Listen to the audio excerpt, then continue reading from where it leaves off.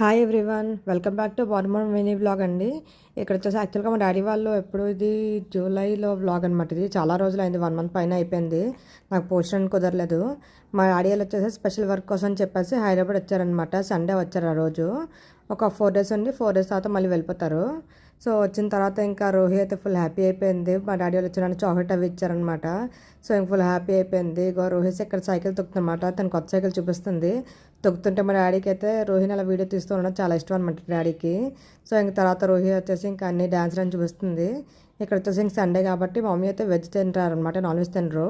అందుకు వెజ్ అంటే సండేసే వెజ్ తినరు. కొన్ని రోజులు వెజ్ తింటారు, కొన్ని రోజులు నాన్ వెజ్ తింటారు. సో అందుకు వెజ్ బిర్యానీ, చికెన్ కర్రీ చేస్తున్నాము. అండ్ ఇక్కడ వచ్చేసి మా బావ వాళ్ళు ఖతార్లో ఉన్నారన్నమాట, మా రిలేటివ్స్. వాళ్ళు చాక్లెట్స్ తెచ్చారు వైజాగ్కి. సో వాళ్ళు తెచ్చిన చాక్లెట్స్ మమ్మీ తినరు కాబట్టి మా రోహి కోసం మా కోసం చెప్పి తెచ్చారన్నమాట హైదరాబాద్కి వచ్చినప్పటికి. ఇంకా తర్వాత వచ్చేసి మేము ఇంకా మా మరిది పెళ్ళి ఉంది కాబట్టి ఇంకా ఆగస్ట్ మంత్లోనే అందుకని చెప్పి షాపింగ్కి వెళ్ళాము మా మమ్మీ నన్ను కలిపి. అంటే మధ్యాహ్నం టైంలో రోహి పడుకున్న టైంలో వెళ్ళాము. నేను మా హస్బెండ్ మమ్మీకి ముగ్గురం కలిపి వెళ్ళిపోయాం అనమాట. మేమైతే ముందే ఫిక్స్ అయిపోయాం అనమాట. అంటే కొంచెం లేని కలర్ తీసుకుందాము, కొత్త మోడల్లో తీసుకుందాం అని చెప్పి అనుకున్నాము.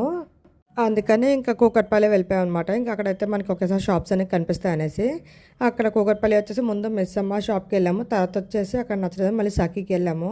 సో అయితే సఖీలో తీసుకున్నదే. అండ్ ఇంకా ఆ సారీతో పాటు ఇంక డిఫరెంట్ టైప్ ఆఫ్ సారీస్ చూస్తున్నాం అనమాట. ఏది ఎంత ప్రైస్లో ఉంది, ఏది ఎంత ఎలా ఉంది, క్వాలిటీ ఎలా ఉంది, ఏ లుక్ ఎలా ఉంది ఏంటి అనేసి అన్నది.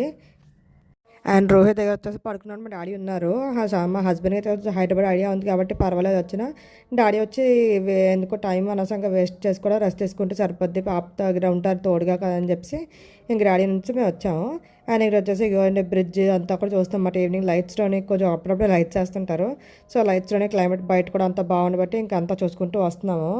చూడండి బయట క్లైమేట్, సన్సెట్ క్లైమేట్ చూడండి ఎంత బాగుందో అసలు. అండ్ ఇన్స్టాగ్రామ్లో అవుట్ఫిట్ ఫ్రమ్ స్క్రాచ్ నుంచి చేస్తుంటుంది కదండి పుల్లయ్య గారు, దివ్య రెడ్డి అనే వ్లాగర్.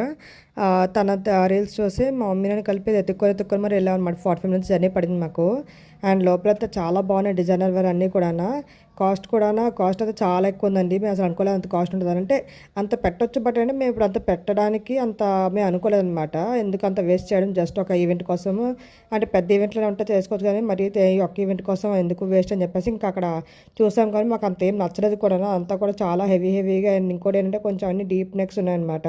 సో ఇంకా అంత నచ్చలేదు. కానీ యాంబియన్స్ అయితే చాలా బాగుంది. షూటింగ్కి వ్లాగర్స్కి అయితే చాలా పర్ఫెక్ట్ సెట్ అనమాట. పిక్స్ తీసుకోవడానికి కూడా బాగుంటుంది.